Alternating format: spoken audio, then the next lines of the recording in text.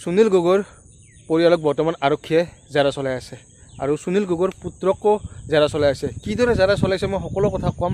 আৰক্ষীয়ে কিদৰে সিহঁতক সোধপোছ কৰিছে, কিদৰে মানে প্ৰকৃত ৰহস্য ফাদিল কৰাৰ কাৰণে তদন্ত কৰি আছে, সকলো মই দৃশ্য আপোনালোকক দেখুৱাম। আপোনালোকে ভিডিঅ'টো ধৈৰ্য ধৰি শেষলৈকে চাব আৰু স্কিপ নকৰিব। ভিডিঅ'টো স্কিপ কৰিলে আপোনালোকৰ হয়তো ভালদৰে বুজি নাপাব। আৰু মোৰ চেনেল যদি কোনোবা নতুনকৈ আছে প্লিজ চেনেলটো ছাবস্ক্ৰাইব কৰি ল'ব। ঠিক আছে, বেছি কথা নকওঁ আৰু ভিডিঅ'টো আপোনালোকক লগাই দিছোঁ, আপোনালোকে ভিডিঅ'টো শেষলৈকে চাওক। কিন্তু তাৰ পৰিপ্ৰেক্ষিতত কিন্তু আৰক্ষীয়ে ডাঙৰ প্ৰত্যাহ্বানৰ সন্মুখীন হৈছিল যে কিবা প্ৰকাৰে জাহাংগীৰৰ মৃতদেহৰ যিটো মুণ্ড সেয়া উদ্ধাৰ কৰিব পৰা নাছিলে।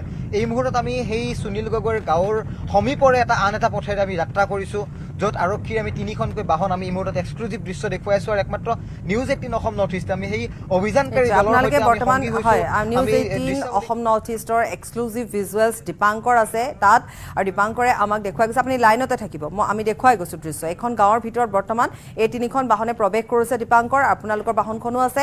এতিয়া প্ৰৱেশ কৰি প্ৰথমতে সেই স্থানলৈ যাব যি স্থানত মৃতদেহটো উদ্ধাৰ হৈছিলে,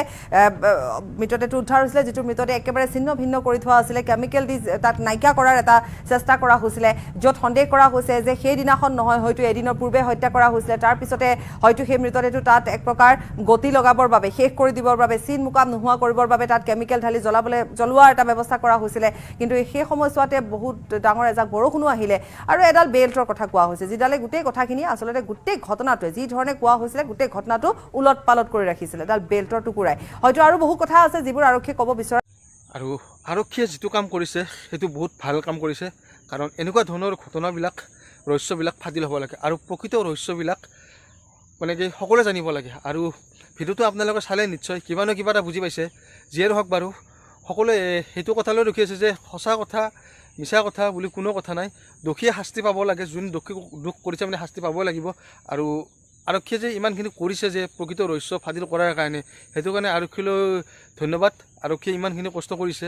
যিয়ে নহওক বাৰু অসমৰ ৰাইজে প্ৰকৃত ৰহস্যটো শুনিবৰ কাৰণে ৰৈ আছে আৰু অতি শীঘ্ৰে সেই ভাল খবৰটো সকলোৱে পাব যে দোষী কোন নিৰ্দোষী কোন সেইটো কথা সকলোৱে জানিব হয়তো কিছু সময়ৰ পিছতে। আৰু যদি তেনেকুৱা ধৰণৰ নতুনকৈ কিবা আপডেট আহে মই ভিডিঅ'বিলাক আপোনালোকক দিয়াৰ কাৰণে চেষ্টা কৰিম। ঠিক আছে বাৰু, ভিডিঅ'টো লৈ আজিলৈ ইমানতে সামৰিছোঁ। আৰু যদি আপোনালোকে ভিডিঅ'টো চাই কৰি ভাল পাইছে লাইক এটা কমেণ্ট এটা কৰি দিব। আমাৰ এনেকুৱা ধৰণৰ ভিডিঅ'বিলাক বনাবলৈ আৰু ভাল লাগিব তেতিয়াহ'লে।